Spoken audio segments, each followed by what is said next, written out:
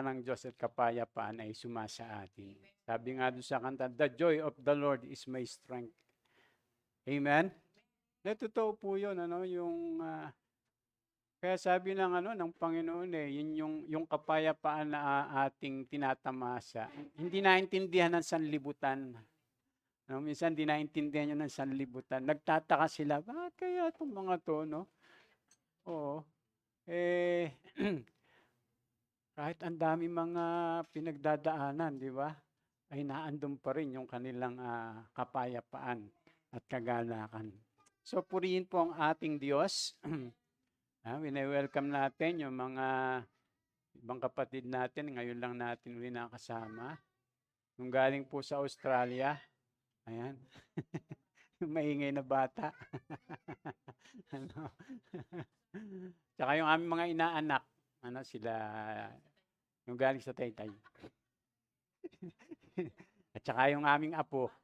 Bagong apo, So, purihin po ang ating Panginoon, Tumatanda na talaga tayo. Bagay, lahat naman tayo mga kapatid, patanda talaga, Sabi nga ng salita ng Diyos, sabi ni Pablo, habang humihina ang aming katawan lupa, ay patuloy namang lumalakas ang aming mga espiritu. Amen? Dapat lahat tayo ganon, habang tayo tumatanda, ay tayo naman ay tumitibay, lumalakas, lumalago sa ating pananampalataya. Huwag naman na mangyari na habang tayo tumatagal, ay lalo tayong humihina, nawawala, o kaya lumalayo sa pananampalataya. Baliktad, po. Kaya Apostol Pablo po, hindi ganon. Dapat habang tayo tumatagal, tumatanda sa ating pananampalataya, tayo po naman ay lalong lumalakas. Amen? Amen? Dapat ganun po tayo mga kapatid. Yung iba po kasi nung tumagal, tumalikod paurong, hindi pa sulong. Kaya magpakatatag po tayo mga kapatid, lalo sa ating panahon, sa buhay natin ngayon, Talagang napakatindi ng hamon, ng pananampalatayaan natin. Sabi nga ng ating Panginoon, ang kasamaan ay lalaganap, patuloy na lalaganap at manlalamig ang pag-ibig ng marami. At sana hindi tayo makasama doon, Ang makasama tayo doon sa sinasabi ni Pablo na habang tayo tumatagal, ay tayo tumitibay at lumalago. Kaya mag-ingat tayo, Lalo na yung sa mga nakakasama natin. Kasi dalawa lang lagi yan. Ikaw ang mangi-impluwensya o ikaw ang ma-impluwensyahan. Lalo na po sa atin pong panahon. Amen po mga kapatid. Ayan, dadako na po tayo sa ating pag-aaralan. Sabi nga dito, honor Jesus. Sa panong paraan? To win, to train, to send. Para maparangalan po natin ang ating Panginoon. So tayo po'y dadako na sa ating pag-aaralan sa umaga pong ito. At ang ating pong pamagat ng ating tatalakayin ay tanging hangarin. Ayan. Kasi yan po yung sinabi ni Apostol Pablo. Alam niyo po, tayo pong mga tao, napakarami nating hinahangad sa buhay. Tapos iba-iba yung ating mga hangarin sa buhay. Yung iba gustong maging ganito, yung iba gustong maging ganyan, yung iba gustong magkamero ng ganito, yung iba gustong magkamal ng ganito, 'di ba? Iba-iba yung ating mga hangarin. Pero si Apostol Pablo po, ay mabuting halimbawa po 'yan, na meron siyang isang hangarin lang sa buhay. Kung hindi po yung mga hinahangad ng mga tao sa panahon po natin ngayon. Sabi nga po rito, hindi nawawala ang tao dahil wala silang mapa.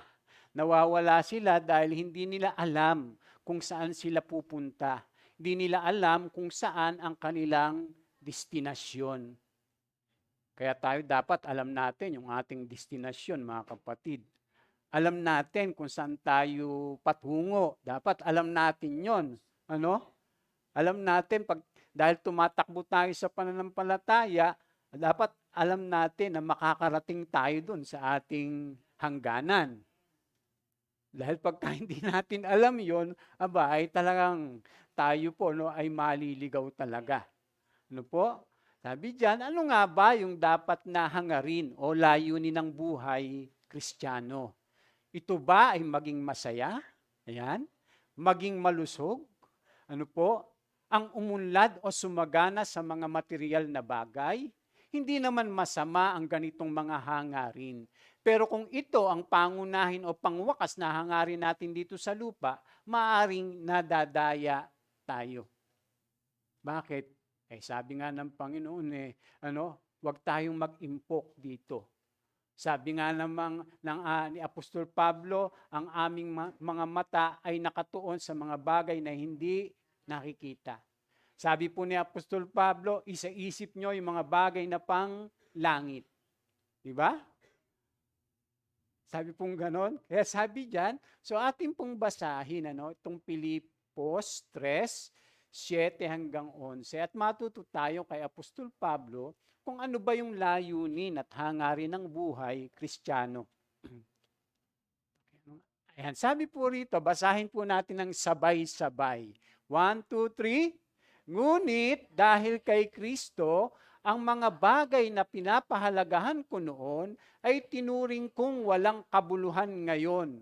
Oo, itinuturing kong walang kabuluhan ang lahat ng bagay bilang kapalit ng lalong mahalaga ang pagkakilala kay Kristo Jesus na aking Panginoon.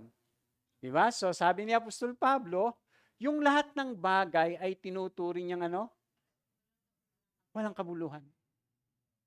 Bilang kapalit ng lalong mahalaga ang pagkakilala sa ating Panginoon. Di ba? So ang linaw po, samantalang si Apostol Pablo, kung tutuusin, hindi niya naman nakailangan, yung iba pang mga bagay sa buhay. Dahil si Apostol Pablo po, ay talagang naman yan masasabi natin na marangya yung kanyang buhay. Tapos kilala pa siya, tapos ginagalang siya ng mga tao, pero nung siya nakakilala sa Panginoon, siya inuusig na, siya ay yung gusto siyang patayin, mga ganon, Tapos sabi pa diyan, ang lahat ng bagay ay pinalagay kong walang kabuluhan, makamtan ko lamang si Kristo at lubusang makasama niya. Ang aking pagiging matuwid ay hindi sa pamamagitan ng pagsunod sa kautusan, kundi sa pananalig kay Kristo. Ang pagiging matuwid ko ngayon buhat sa Diyos sa pamamagitan ng pananampalataya. O sabay-sabay, yung verse 10, 1, 2, 3. Ang tanging hangarin ko ngayon ay lubusang makilala si Kristo, maranasan ang kapangyarihan ng kanyang muling pagkabuhay, makibahagi sa kanyang mga paghihirap at maging katulad niya sa kanyang kamatayan upang ako man ay muling buhayin mula sa mga patay. Sabi po doon ni Apostol Pablo, ang tanging hangarin ko ngayon. Pero meron po siyang natatanging hangarin sa buhay. Di ba? Pero hindi niya sinabi yung ang tanging hangarin ko, sumikat ako, ganon. Ang tanging hangarin ko, makilala ako. Ang tanging hangarin ko, umunlad ako, yung ganon. Wala siyang mga ganon sinasabi. Ang tanging hangarin ko, yumaman ako. Wala. Ang sabi niya lang, ang tanging hangarin ko ngayon ay lubusang makilala si Kristo. Kaya kung meron na tayong mga ganito, ganyan sa buhay, ay meron tayong dapat na itangi na hinahangad sa buhay. Ayun po yung makilala ang ating Panginoong Jesus. So kaya dito po, ay ating tatalakayin. Ano nga ba yung dapat na hangarin ng bawat Kristiyano? Ano po yung dapat na hinahangad talaga natin sa buhay na ito bilang mga mananampalataya o bilang mga Kristiyano kaya? Una po, ang mapaging matuwid sa pamamagitan ng pananampalataya. So dapat, yung ating higit na hangarin. Actually, pinapaging matuwid na tayo ng Diyos sa pamamagitan ni Kristo. Pero kinakailangan, kung tayo po ay pinapaging matuwid na, pinawalang sala na, pinatawad na ng Panginoon, nung tayo sumampalataya, nakipag-isa sa Kanya, kinakailangan magsikap po tayo at patuloy na mamuhay saan? Sa katuwiran. Sa pagiging matuwid. Yun po yung sinasabi po ni Apostol Pablo, no? Sabi diyan, sabi niya, ang lahat ng bagay ay pinalagay kong walang kabuluhan, makamtan ko lamang si Kristo at lubusang makasama niya. Ang aking pagiging matuwid ay hindi sa pamamagitan ng pagsunod sa kautusan, kundi sa pananalig kay Kristo. Ang pagiging matuwid ko ngayon buhat sa Diyos sa pamamagitan ng pananampalataya. Sabi pong ganon. Kaya pala yung tao, pagka wala po siyang relasyon talaga sa ating Panginoong Hesus. Ibig sabihin, kapag yung taong makasalanan ay hindi nakipag-isa o nanumbalik sa ating Panginoong Hesukristo, hindi talaga siya mapagiging matuwid. Dahil tanging yung kamatayan lang ng Panginoong Hesus, yung pagsasakripisyo ng kanyang buhay, pag-aalay ng kanyang buhay, pagbububo ng kanyang dugo doon sa krus, ang pwede lamang, ang maging kabayaran sa ating mga kasalanan para tayo po ay mapaging matuwid. So kinakailangan ng tao ay manalig talaga at kilalanin ng tao yung ginawa ng Panginoong Hesus doon sa krus para tayo po ay mapawalang sala. Hindi po pwede yung katwiran ng maraming ay basta pastor, di ko na kailangan yang na yan. Yang pananampalataya, yang pakikipag-isa, pagbabalik loob. Basta ako, gumagawa ako ng mabuti. Basta ako, di naman ako nagnanakaw, di naman ako nagsisinungaling.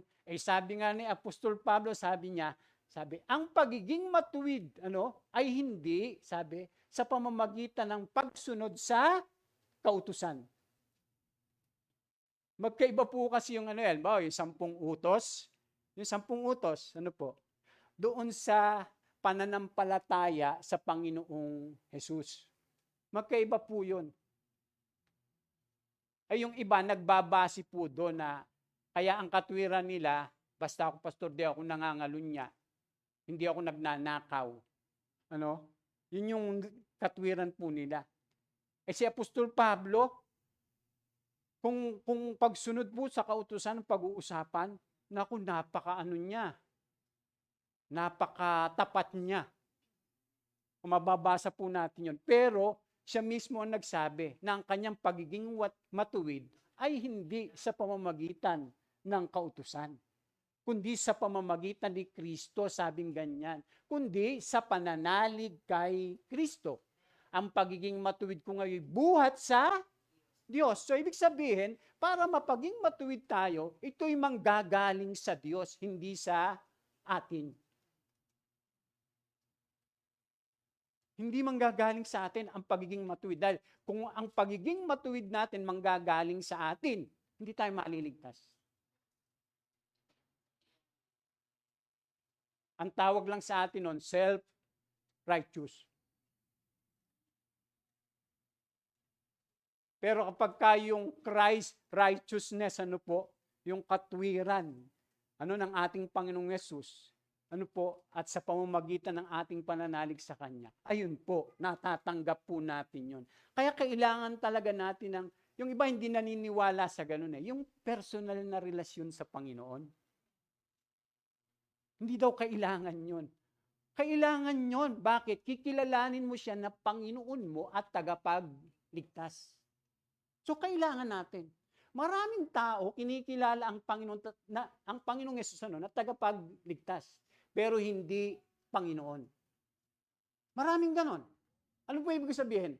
Pagka ang Panginoong Hesus kinikilala nating Panginoon ng ating buhay, anong gagawin natin? Susundin natin siya. Pero pagka gusto mo lang maligtas, di ba? Tinatawag mo siya. Kinikilala mo siyang tagapagligtas. Pero pagka yung pamumuhay na ayon sa katwiran, ay hindi ginagawa. Kaya nga po yung katwiran ay sa pamamagitan ni Kristo. Kaya ang Kristiyano ay magkakaroon ng kakayanan na, ng kapangyarihang mamuhay ng matuwid. Bakit? Kapag siya ay napalaya na sa kasalanan sa pamamagitan ng pananampalataya. May kapangyarihan na tayong mamuhay sa katwiran. May kakayanan na tayo. Bakit? Malaya ka na sa kasalanan. Malaya na tayo sa kasalanan. Hindi katulad noon, alipin tayo ng kasalanan. Pag alipin ka ng kasalanan, ay wala ka talagang magagawa sa iyong sarili. Pero pagka ikay pinalaya na ng ating Panginoong Hesus sa pamamagitan ng iyong pananampalataya, ng ating pananampalataya, ng ating pakikipag-isa, ng ating pagbabalik loob sa Kanya, ay lumalaya po tayo. Sa gayon, tayo ay makakapamuhay na talaga sa katwiran, ayon sa katwiran ng ating Panginoong Hesus. Amen? Kaya sabi po dyan, ano sabi dyan? Ito yung dapat hangarin ng mga nagpapahayag na tayo mga Kristiyano. Ang reliyon ay nagkalat ngayon at meron silang mga pamamaraan upang maging matuwid daw sa paningin ng Diyos. Ito ay malaking pagkakamali dahil ang Biblia ay nagsasabi na walang anumang bagay dito sa mundo upang maging sapat pagtakpan ng pagkamakasalanan nating mga tao sa harapan ng Diyos. Isa lang ang katanggap-tanggap sa Diyos upang maging matuwid ang tao sa kanyang harapan. At ito ang sakripisyo ng Panginoong Hesus bilang kabayaran ng ating mga kasalanan. Kaya mapapansin nyo, ang mga reliyon may iba't ibang seremonya. Di ba? Halimbawa, katulad nitong nagdaang mga araw, may seremonya po yung mga deboto sa ganito. Di ba? Naakala nila, pag ginagawa nila yon, nagiging matuwid na sila. Tapos dun sa Cebu, akala nila pagka ginagawa nila yon, naging matuwid na sila. Tapos yung iba't ibang reliyon, ganun din ang ginagawa. Ay pagka ganun, bakit pa namatay ang Panginoong Hesus? Bakit pa siya naghirap? Bakit pa siya napako sa krus? Bakit pa siya nagbubuo ng dugo? Kung yung ating mga gagawin, yung ating mga pagsunod doon sa tinatawag na relihiyon, ay yun lang magliligtas sa atin. Bali, wala yung ginawa ni Kristo pagka ganun. Kaya sabi po dyan, sino mang tumanggap dito at manampalataya sa Panginoong Jesucristo ay ginagawad na sa Kanya ang pagpapatawad.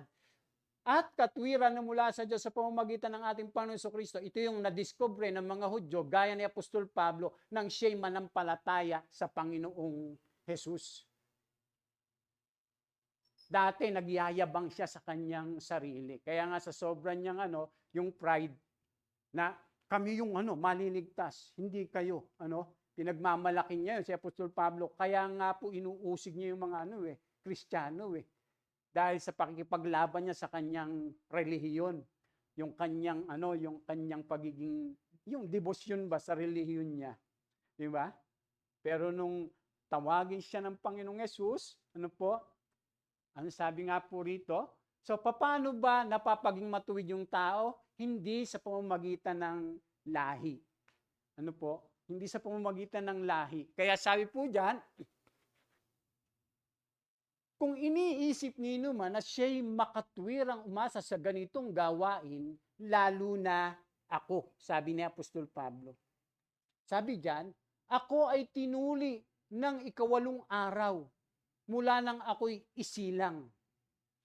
Ako'y isang tunay na Israelita, buhat sa angka ni Benjamin at katutubong Hebreyo. Di ba? Sinasabi ni Apostol Pablo na walang sino man pwedeng magmalaki Kung meron ng pwedeng magmalaki, ako meron akong ipagmamalaki. Sabi niya ganon. Bakit? Eh puro siyang Israelita. Ano? Tapos, sabing ganyan, lahi siya. Saan siyang lahi? Galing kay Benjamin. Sabing ganon. At katutubo siyang Hebreyo. O, di ba? Alam niyo po yung mga Israelites, ang taas ng tingin nila sa kanilang sarili. Yung mga Israelites, yung mga Hudyo, napakataas ng tingin nila sa kanilang sarili. Kasi ang feeling ng mga Israelites, sila po talaga ay maliligtas. Bakit? Sa kanilang unang binigay yung kautusan ni Moises. Yung kanya pong kanila pong pinanggalingan ay tinawag talaga ng Diyos. Sino yon? Si Abraham, sila Moises. Di ba? Yun yung mga ninuno nila. Kaya nga pinagmamalaki po ng mga Hudyo yan na ang Panginoong Yesus nandito na sa lupa, nangangaral siya, pero ay siyang kilalanin ng mga Hudyo. Tapos, sabi ng Panginoon sa kanila, kung talagang kayo ay lahi ni Abraham, maniniwala kayo sa sinasabi ko. At kung kayong talaga ay lahi ni Abraham, dapat kung anong ginawa ni Abraham, ay inyo ding ginagawa. Sabing gano'n ng Panginoon. Kaya sabi ng mga Hudyo, lahi kami ni Abraham. Anak kami ni Abraham. Kaya sila, yung ang feeling nila, secured na sila, safe na sila. Bakit? Sa kanila ibinigay yung kautusan. Yung tipan sa mga kay Abraham, kay Moises, sa mga naunang mga ninuno nila. Kaya gano'n na lamang yung pagmamalaki nila. Tapos akala nila, pag ginagawa nila yung mga utos doon sa kautusan, ay sila'y ligtas na, matuwid na. Ay samantalang wala po talagang tao na matuwid. Lahat ay nagkasala. Wala. Kaya pagka ang gagamitin natin ay yung mga seremonya na ginagawa ng mga tao ngayon sa kanilang relihiyon para maging matuwid, ay hindi po yun mangyayari. Dahil kahit si Apostol Pablo, hindi sa pamamagitan ng lahi, kaya napapaging matuwid, yung pong isang tao. Ano pa po? Sabi diyan, hindi sa pamamagitan ng gawang relihiyon. Bakit? Si Pablo nga po, Pariseo po yun tagapagturo nga po yun ng kautusan. Kaya sabi niya, kung pagsunod naman sa kautusan ang pag-uusapan, ako'y isang Pariseo. Pariseo siya. Ibig sabihin, talagang si Apostol Pablo ay may ipagmamalaki. Bakit? Una, Pariseo din siya. Hindi lang siya purong Hudyo. Hindi lang siya basta galing sa lahi ni Benjamin, yung 12 lipi ng Israel, di ba? Isa po yun si Benjamin. Ang sabi niya, dahil masugid kong pagsunod sa kautusan, inusig ko ang iglesia, yung mga mananampalataya. Kaya't kung sa pagiging matuwid ayon sa kautusan, wala ring maisusumbat sa akin. Sabi niya ganon. So kahit si Apostol Pablo, inaamin niya na hindi sa pamamagitan ng lahi, hindi sa pamamagitan ng relihiyon, nung pagiging tapat niya sa kanyang relihiyon, yung Judaism na tinatawag. Siya napaging matuwid. Siya'y napaging matuwid, sabi diyan, tinan nyo, sa pamamagitan ng pananampalataya sa Panginoon. Tinan nyo, babasahin natin. Ang lahat ng bagay ay pinalagay kong walang kabuluhan, makamtan ko lamang si Kristo at lubusang makasama niya. Pero yun, kaya pala napakahalaga ng kaluluwa, kaysa sa lahat ng bagay. Kaya sabi ng Panginoon, mapapala ng tao, makamit niya man yung buong daigdig kung mapapahamak naman yung kanyang kaluluwa. Kaya kay Apostol Pablo, yung lahat ng bagay ay wala ng kabuluhan. Bilang kapalit ng lalong mahalaga. Sino yon? Ang Panginoong Hesukristo. Kaya hindi naman po masama yung tayo yung magtrabaho, magsikap sa buhay, mag-impok, magkameron ng ganito, magkameron ng ganyan. Kaya lang, katulad ng maraming tao ngayon, yung kanilang isip ay nahirati na sila, sa mga bagay dito sa sanlibutan. Samantalang kay Apostol Pablo, yung kasikatan niya noon, yung pagiging dakila niya rin noon, dakila siya doon sa paningin ng mga tao eh. Yung pagiging niya, yung tanyag niya, yung kagandahan ng buhay niya noon, sabi niya wala na sa akin yan. Hindi na masyadong mahalaga sa akin yan. Sabi niya ganon. Ang mahalaga sa kanya, yung talagang pagkilala, yung pananampalataya, yung pagsunod at pakikipag-isa sa ating Panginoong Hesus. Yun po yung pinakamahalaga sa kanya. Kaya nga sabi, ang tanging hangarin ko ngayon. Masabi niya ganon doon sa kanyang sa kanyang sulat, ay lubusang makilala pa. Sabing gano'n po. Kaya po mga kapatid yan po yung una na dapat nating bigyan ng pansin. Na nga ba yung dapat nating hangarin o ng bawat Kristiyano ang mapaging matuwid sa pamamagitan ng pananampalataya. Pangalawa, sabi diyan, nga po ba yung dapat hangarin ng bawat Kristiyano? Ang makilalang lubos ang Panginoong Hesus. Kilala nyo na ba talaga ang ating Panginoon? Nakakilala tayo sa Panginoon. Amen? Pero alam nyo po ba na hindi sapat yun? Kailangang makilala pa natin siya ng lubos sa ating pong buhay. Hindi, mga kapatid, importante po ito. Kaya kinakailangan close talaga tayo sa Panginoon. Pag close ka sa isang tao at saka mo lang siya nakikilala. Meron nga kahit na ilang taon na magkasama, biglang may malalaman pa siya na, may iba pa pala akong dapat na malaman dito, di ba? Paano pa kaya kung wala tayong connection sa Panginoon? Paano pa kaya kung tayo po yung madalang doon sa ating mga ginagawang pagsamba? Paano pa kaya kung di tayo nagbabasa ng Biblia?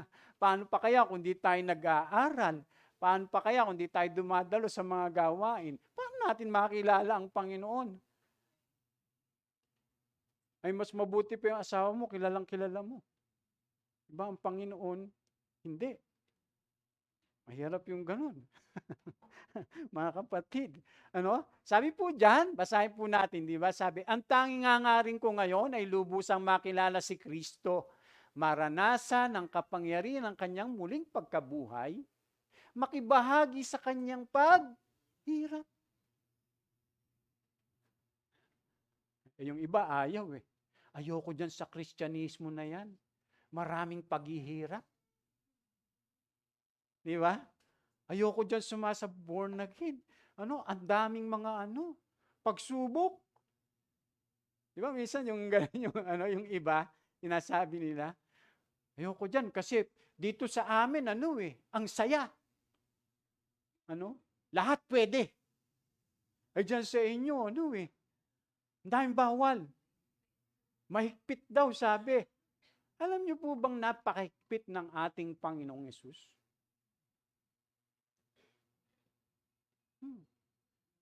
Kasi nga doon nga mapapatunayan kung gusto nating sumunod sa Kanya. Di ba, ang turo sa mga sa kautusan ganito, huwag kang papatay. Di ba? Ibig sabihin nun, huwag mong kikitilin ang buhay ng iyong kapwa. Pero sabi ng Panginoon, sinasabi ko sa iyo, ang mamuhi sa kanyang kapwa ay nagkasala ng pagpatay. O, alin ang mahigpit? Yung kautusan, yung turo ng Panginoon. Pero magkaiba po yun, yung law at saka yung katuruan ni Kristo. Sabi sa kautusan, huwag kang mangalunya. Di ba? Sabi naman ng Panginoon, sinasabi ko sa inyo, ang tumingin na may masamang pagnanasa sa kanyang kapwa, sa babae o sa lalaki, ay nagkasala ng pangalunya. Bakit ganun ang turo ng Panginoong Yesus, mga kapatid? Kasi ang gusto niya nga, hindi tayo maging legalistic.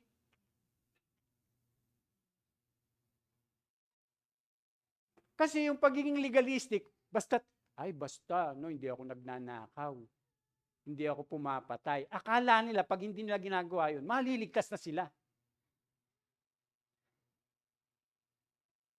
Akala po na. Samantalang ang turo ng Panginoong Yesus, kailangan mamuhay tayo sa kabanalan. Dahil walang makakapasok sa langit, hindi natin makikita ang Diyos kung hindi tayo mamumuhay sa kabanalan. Mga kapatid. Sapagkat ang Diyos ay banal. Ngayon, mga anak ba tayo ng Diyos? Anong gagawin natin? Mamumuhay tayo ng banal. Katulad niya. Dapat, like Father,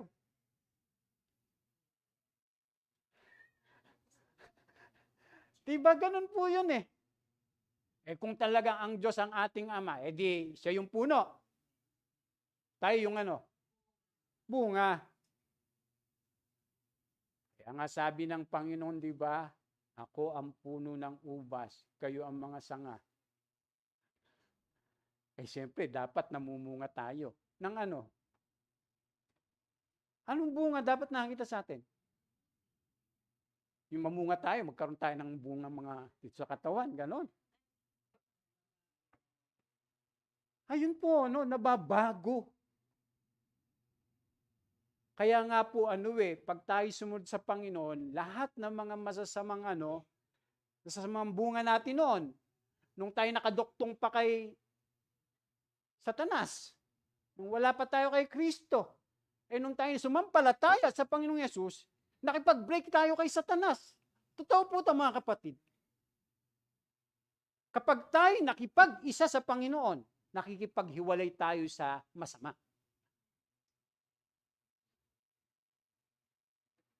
Nakipaghiwalay tayo. Tapos, tayo nakikipag-isa sa Panginoong Yesus. Kaya tinan nyo, di ba, pagka gusto talaga nating sumunod sa Panginoon, mamumuhay tayo sa katwiran. Mga kapatid. Kaya nga po yun yung hangarin ni Apostol Pablo. Sabi diyan, hindi lamang ang basta maligtas tayo, kailangan din na lumago tayo sa pagkakilala sa ating Panginoong Jesucristo upang tayo ay matulad sa Kanya. Sabi diyan, ito ang pinakamahalagang hangarin ni Pablo sa lahat ng kanyang ginagawa. Kinuha niya ang kanyang mga natutunan at naranasan bilang oportunidad makilala pa ang Panginoon at matulad sa Kanya. Nais niyang makilala pa ang Panginoon. Hindi lang ang kanyang kapangyarihan, gayon din naman sa kanyang mga paghihirap upang matulad siya maging sa kamatayan hanggang sa muling pagkabuhay. Kaya si Apostol Pablo po, anong kinamatay niya? Saan siya namatay? Sa kulungan. Anong kinamatay niya? Pinugutan ng ulo. Bakit siya namatay? Dahil sa pananampalataya. Namatay siyang sumusunod sa Panginoon. Mga kapatid. Namatay siyang naglilingkod sa Panginoon. Natapos niya, sabi niya, natapos ko na yung aking takbuhin. Sabi niya gano'n. Ako ay puputungan na ng Panginoon at tatanggapin ko na yung gantimpala, sabing gano'n. Hindi lamang ako, kundi yung mga umaasa sa pagbalik ng ating Panginoon. So sabi po diyan, ano yung dapat hangarin sa pananampalataya? Hindi po yung yumaman, bagamat mainam din ito. Oh, mga kapatid, alam niyo po yung layunin ng pananampalataya? Hindi yumaman. Yung layunin ng buhay, hindi yung magpayaman. Lalo na bilang mga mananampalataya.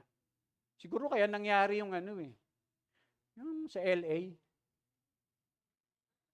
Sige, gawin natin to, mga kapatid.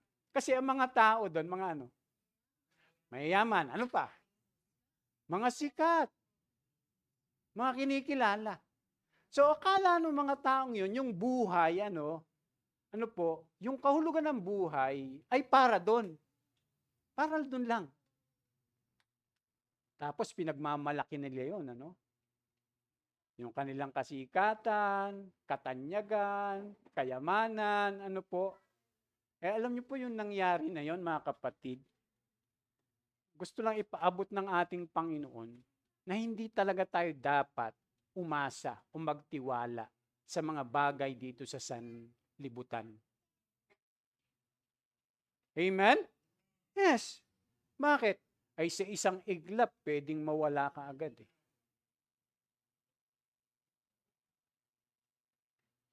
Kaya nga kahit na mawala yan, basta na kay Kristo ka. Amen? Kaya nga sabi ni Pablo, wala sa akin yan. Walang kabuluhan yan sa akin. Basta ang mahalaga, yung pagkakilala ko sa Panginoong Yesus. Bakit? Kasi nga napakahalaga yung ating kaluluwa kaysa sa lahat ng mga bagay dito sa sanlibutan. Amen? Yes, mga kapatid. Pinakamahalaga sa Panginoon, yung ating kaluluwa. Kaya nga naparito ang Panginoong Yesus para mamatay para sa atin Hindi siya namatay sa mga bagay dito sa sanlibutan. Namatay ang Panginoong Yesus, naghirap siya, nagbubuhos siya ng kanyang dugo, para sa ating lahat. Kaya lang yung mga tao naman dahil sa pagmamahal, dahil sa ang kanila pong atensyon, yung kanila pong buhay, yung kanila pong yung pinagtutuunan ng kanilang mga pansin ay yung mga bagay dito sa sanlibutan. Kaya po mga kapatid, higit po natin yung sikapin na ang pagtuunan natin ay wag yung mga bagay dito sa sanlibutan. Kundi higit sa lahat, yung ating pagkakilala sa Panginoong Hesukristo. Pero mo, sabi ni Apostol Pablo, gusto niya pang makilala ng higit. Ay yung iba, gusto pang yumaman, gusto pang maging tanyag, di ba? Gusto pang magkaroon ng ganito, magkameron ng ganyan. Di ba? Hindi naman siya masama. Huwag lamang malilimutan natin yung higit na mahalaga, mga kapatid. Yung pagkakilala sa ating Panginoong Yesus. Sa Panginoong Yesus. Hindi yung maging malakas at malusog. Bagaman mabuti rin naman ito. Di ba? Mga kapatid, okay lang maging malakas tayo at malusog. Wag lamang wag lang nating yan yung parang mas binibigyan ng prioridad. Alam mo ngayon mga kapatid, alam niyo po sa ngayon, alam sa TV lagi ko itong pagka mayroong mga komersyal, ang madalas na komersyal, pampaganda ng katawan. Pampaganda ng kutis. Di ba ganun po yung mga komersyal? Pampalusog. Pero walang komersyal na yung pampatibay ng pananampalataya, yung tayo ay magbalik loob sa Panginoon. Walang mga ganon, yung tayo ay sumunod sa Kanya. Wala tayong mapapanood na ganon. Puro pang O puro sa katawan, mga kapatid. Kaya siguro sabi ng Panginoon, huwag kayong matakot, doon sa mga pumapatay ng katawan. Pero hindi naman kayang magligtas ng kaluluwa. Ang katakutan nyo ay yung Diyos. Kaya nang patay yung ating katawan, kaya pang dalhin yung kaluluwa natin sa impyerno. Mga kapatid. Amen? Ay, hindi naman masamang magpapogi, magpaganda. Okay rin naman yan. Dahil naalagaan natin yung ating katawan. Kaya lang, pagka inuubos mo na yung oras mo, panahon mo sa mga ganyan, ibibigay mo na lang sa Panginoon, bibigyan pa ng make-up para lang kumanda ka. Yung para sa Panginoon, dapat mo ibigay. Ay, hindi na muna, maibili muna ng ng lipstick. Biruin mo yun. Mga kapatid. Pero, totoo yun, hindi. Merong totoo doon. Hindi nga lang lipstick. Sample lang. Tinan niyo po yung babaeng nagbuhos ng pabango. Nasa Biblia po lahat yun, mga kapatid. Pinakamahal na pabong yun. Kaya sabi nga nung bakit binuhos, sinayang lang. Maitutulong sana yan sa maraming mahihirap. Sabi ng ganun, Sabi ng Panginoon, bayaan nyo sila. Sapagkat inihahanda niya lang ako. Sabi niya ganun. Inihahanda niya lang ang ating Panginoon, lalo na pagka siya ay na daw, yung namatay na, parang gano'n, po. Hindi siya nang hinayang, basta para sa Panginoon. Huwag tayong manghihinayang, mga kapatid. Nag-iimpok tayo eh. Basta para sa Diyos, huwag kang manghinayang. Hindi ka nga nanghihina. Pero mo, bibili ka ng halimbawa, ano ba yung magandang cellphone ngayon? iPhone. Pero mo, bibili ka ng iPhone. Tapos, para sa Panginoon, nanghihinayang ka. Ano ngayon ang pinapahalagahan mo? Yung mga bagay pang walang hanggan? O yung mga bagay dito sa sanlibutan? Kailangan po isipin po natin, mga kapatid, yun. Yung mga ganun. Bibili ka ng mga ganito, ganyan, para sa sarili mo. Pero pag para sa Panginoon, ay mga kapatid, meron po tayong project. Kasi sa April 17 tsaka 18, meron pong youth camp. Tapos mamaya may ipapamigay na mga ticket. Na ticket. Mga kapatid, sponsor kayo. Para sa youth camp. Sabihin ng iba, sila na lang dyan. Meron pa akong pinaglalaanan na iba. Di ba yung mga ganon? Basta para sa gawain ng Panginoon, huwag tayong manghihinayang. Basta para sa Panginoon, huwag tayong manghihinayang. Nagbabalik lang tayo ng mga pagpapalang tinanggap lang natin sa Diyos. Sabi nga ni Ate Christy. Totoo po, mga kapatid. Pinagpala ba tayo? Alam nyo, napakapalad natin. Dapat kahit yung maliliit na bagay, pinagpapasalamat natin sa Diyos. Kahit simple lang.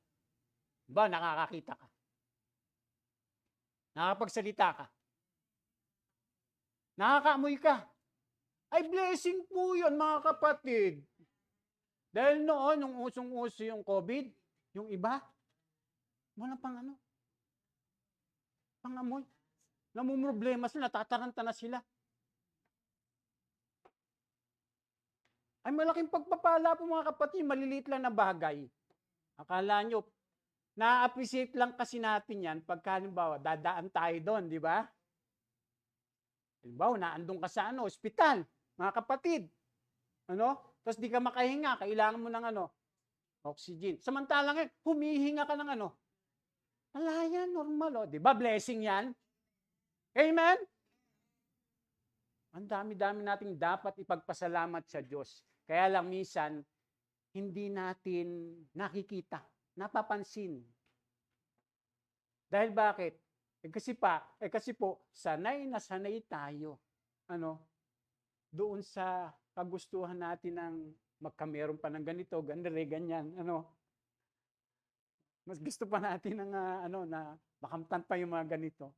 Hindi naman siya masama, pero dapat ma-appreciate natin, makita natin yung mga biyaya ng Diyos sa ating mga buhay. Sabi nga diyan, hindi yung maging masaya bagamat gusto natin lahat ito. Manapa ay ang makilala ng lubos ang Panginoong Yesus sa kanyang tagumpay, pagpakasakit, sa gitna man o kawalan ng mga ito.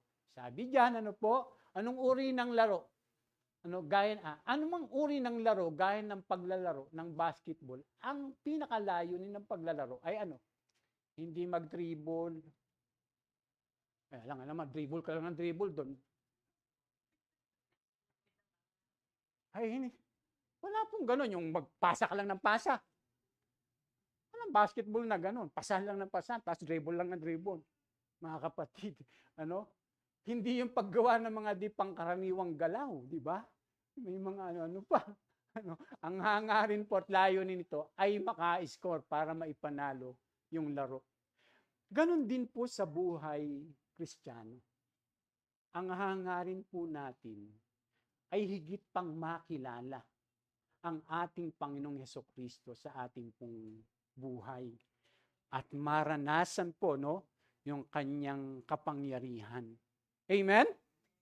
Ang layunin po natin ay makasunod sa Kanya, makapagbigay ng karangalan sa Kanya, mapapurihan po natin siya. Yun po yung layunin ng buhay Kristiyano. Kaya sabi diyan, ang ating hangarin, layon sa buhay Kristiyano, ay makilala pa ang ating Panginoon at matulad tayo sa Kanya. Ito kung bakit ginagawa natin ang dapat natin gawin sa ministeryo. Bakit tayo sumasamba? Bakit tayo nag-aaral? Bakit tayo nagdidisipulo? Kailan magpadisipulo? Bakit tayo nagpapatutuo sa iba? Bakit natin ginagawa lahat yan? Kasi nga ang layunin natin ay higit pang makilala ang Panginoon sa atin pong buhay. Kaya sabi ng Panginoon gawing mga disipulo. Yung lahat ng mga tao na mananampalataya. Kasi yun yung layunin ng buhay Kristiyano. Hindi sapat na nakakilala ka, nanampalataya ka na. Hindi po sapat yun mga kapatid. Hindi yung basta nakaka-attend ka yung ganon. Dapat tayo po hihigit pang makilala natin ang Panginoon sa buhay natin. Lumago pa tayo, tumibay pa tayo, maging matatag pa tayo. Amen? Yun po yung dapat mga kapatid. Para naman, anuman yung mga mangyari, dumating sa buhay natin, ay tayo po'y nagpapatuloy at nananatili sa ating pananampalataya. Dahil yun po yung layunin, ng pagkakilala sa ating Panginoon. Ito rin kung bakit hindi mahalaga kung tayo ay maging dakila o hindi, makilala o hindi, makapangyarihan o hindi sa gawain ng Panginoon. Ang ating hangarin at layunin ay makilala pa siya at magagawa lang natin ito kung sumusunod tayo sa Kanya at gawin kung ano yung Kanyang mga ginawa. Sabi nga ng ating Panginoon, magagawa niyo yung ginagawa ko, higit pa. Dahil pupunta na ako doon sa Ama Kaya makakagawa tayo ng mga ginawa ng Panginoong Yesus kung tayo po ay susunod sa Kanya. Amen? Ano pa po? Ayan, ano nga ba yung dapat tangarin ng bawat Kristiyano? May oras pa tayo? Sabi diyan, ang mamuhay katulad ng Panginoong Yesus. Sabay-sabay nating basahin ito. Uli, 1, 2, 3. Hindi. Yung Ito, 1, 2, 3. Ang mamuhay katulad ng Panginoong Yesus. Kaya sabi po ni Apostol Pablo diyan, di ba?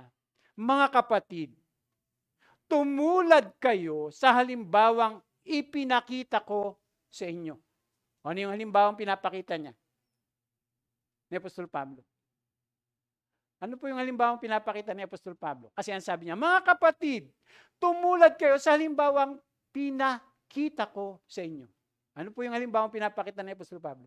Na sinasabi niya? Iyon, pananampalataya, pagsunod, sa ating Panginoong Yesus. Ganon din naman sabi, pag-ukulan din ninyo ng pansin, ang lahat ng sumusunod sa aming halimbawa. Yun po yung yun po yung ginagawa ni Apostol Pablo. Sumusunod siya sa Panginoong Yesus. Kaya ni-encourage niya yung mga Kristiyano na tularan nyo kami. Kahit nga doon sa ibang mga sulat niya, yun ang sinasabi niya. Tularan niyo ako, katulad ng pagtulad ko kay, di ba? Ganun po ba talaga? Tanungin ko po kayo mga kapatid. Ganun ba talaga yung pagiging Kristiyano? Ang sumunod sa ating Panginoong Yesus. Ang tumulad sa Kanya. Ang maging katulad niya. Kaya nga dapat nakikita si Christ sa atin . Hindi si Satanas. Diba? Minsan ang tawag doon sa mga Satanas. Satanas ka. Demonyo ka. Diba? Ganon.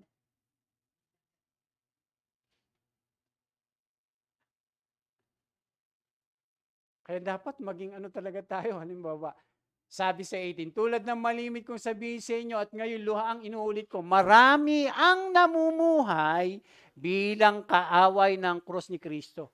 Sabi ni Apostol Pablo, hindi hindi niya sinabing maraming namumuhay katulad ni Kristo. Sabi niya, marami ang namumuhay bilang mga kaaway ng krus. Hindi kaaway Hindi katulad ng Panginoon. Sabi niya, kapahamakan ng kainat na nila sapagkat dinidiyos nila ay ang hilig ng kanilang katawan. Kinararangal nila ang mga bagay na dapat nilang ikahiya at wala silang iniisip, kundi ang mga bagay na, kita niyo po, kaya may kalaban talaga ng Panginoon, kaaway ng Panginoon, yung mga makasanlibutan. Kaaway niya. Ano yung sabi?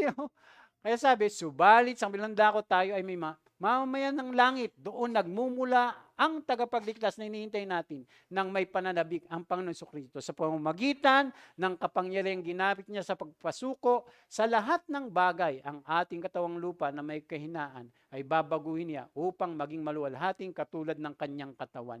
So ang huling bagay na paghimok na ginawa ni Apostol Pablo sa kanyang mambabasay, isagawa nila ang kanilang mga nalalaman tungkol sa Panginoong Yesus.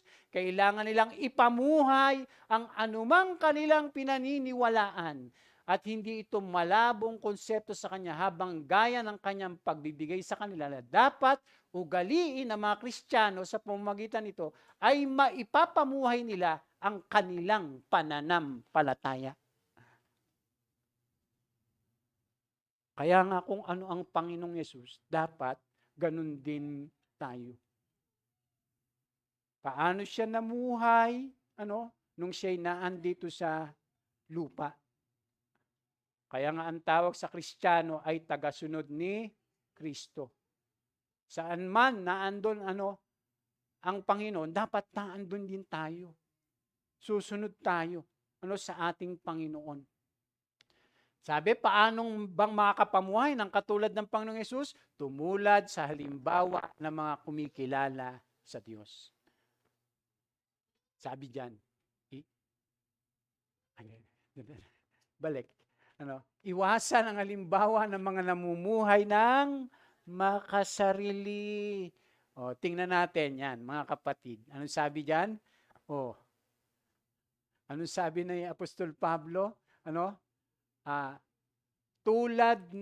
Mga kapatid, tumulad kayo sa halimbawang ipinakita ko sa inyo. Pag-ukulan din ninyo ng pansin ang lahat ng sumusunod sa aming halimbawa. Tandaan po natin mga kapatid, kailangan nating tularan yung mga apostol. Kailangan nating tularan sila. Maging yung mga sumusunod, katulad ng pagsunod ng mga unang apostol. Kahit sa panahon po natin ngayon, yung mga sumusunod sa Panginoon, yun po yung ating tutularan. Mga kapatid. Yun yung gawin nating halimbawa. Ang problema ganito, no?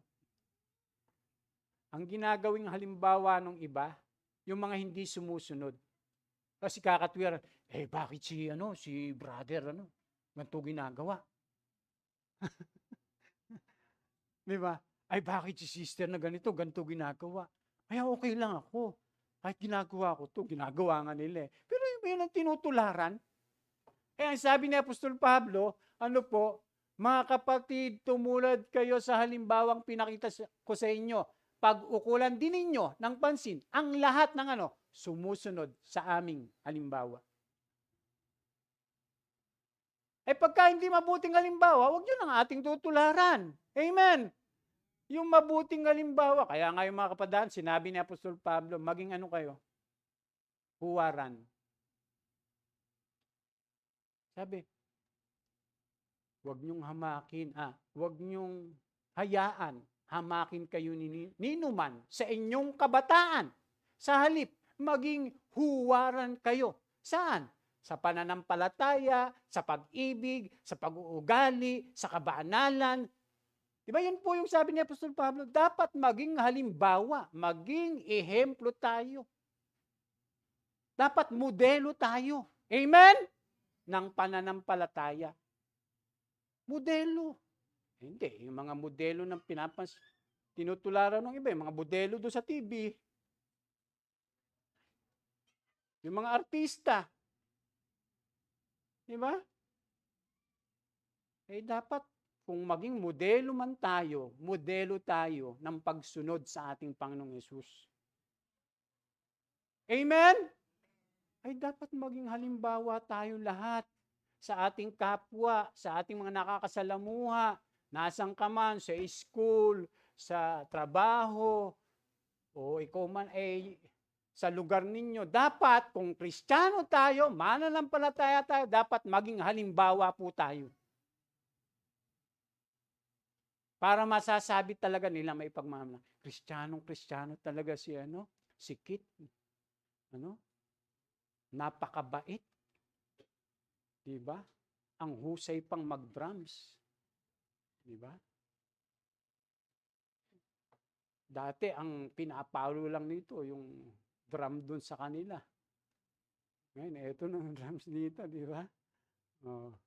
Tapos si KitKat naman, magaling na organ, Diba? Ang husay na. Sumusunod ka naman sa mama mo.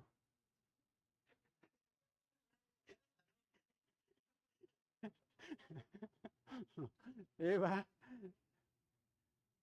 Tapos, ano susunod, mga kapatid? Doon pa ulit. Sabi, tulad ng malimit kong sabihin sa inyo at ngayon ang inuulit ko, marami ang namumuhay bilang mga kaaway ng krus ni Kristo. Paano sila nagiging kaaway ng krus ng Panginoon? Ito po, tuloy natin. Basahin natin, verse 19. Kapahamakan ang... ulitin natin. 1, 2, 3. Kapahamakan ang kainitan nila, sapagkat ang dinidiyos nila ay ang hilig ng kanilang katawan. Kinararangal nila ang mga bagay na dapat sana nilang ikahiya, at wala silang iniisip, kundi ang mga bagay na makalupa. Diba? Kaya kay Pablo, sabi niya, ang lahat, ay itinuring ko ng walang kabuluhan. Ano ibig sabihin? Kasi yung kanyang isip ay hindi na nakatuon sa mga bagay dito sa sanlibutan. Baka sabihin niyo, Pastor, di na ako magtatrabaho. Pastor, di na ako mag-abroad. Pastor, di na ako isisikap. Hindi po. Kaya lang pagka iyan ang nagiging dahilan ng hindi natin pagsunod sa Panginoon, ay malaking problema po yan, mga kapatid. Baka ang dinidyos mo na ang iyong sarili. Namumuhay ka na sa iyong sarili. At namumuhay ka na ng makasanlibutan dahil nakapokus ka na sa mga bagay dito. Ano susunod? Sabi, asamin ang hinaharap at paroroonan. Asamin ang pagbalik ng Panginoon. Ito na naman, ano? Sabi, subalit sa kabilang dako tayo ay may mamamayan ng langit. O, mamamayan po tayo ng langit. Hindi pala talaga tayo, taga rito.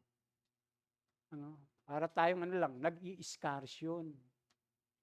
Kasi dadating yung araw, babalik na ang Panginoon at susunduin na tayo. Kaya sabi doon nagmumula ang tagapagligtas na hinihintay natin nang may pananabik ang Panginoong Hesukristo. Mga kapatid. Kaya kailangan po natin na pagtuunan yung buhay kung ano yung higit na ating pahalagahan. Yung aasahan, aasamin, o yung dapat na ating hahangarin sa buhay na ito. At siyempre, walang iba, mga kapatid, yung tayo po ay mamuhay katulad po ng ating Panginoong Jesus. Amen po mga kapatid. Palakpakan po natin ang ating Panginoon. Nawa po ay na-encourage po tayo dito po sa ating mga narinig na mabuting balita ng ating Panginoong Hesukristo. So binibigay ko na po sa susunod po na part ng gawain po ng Panginoon.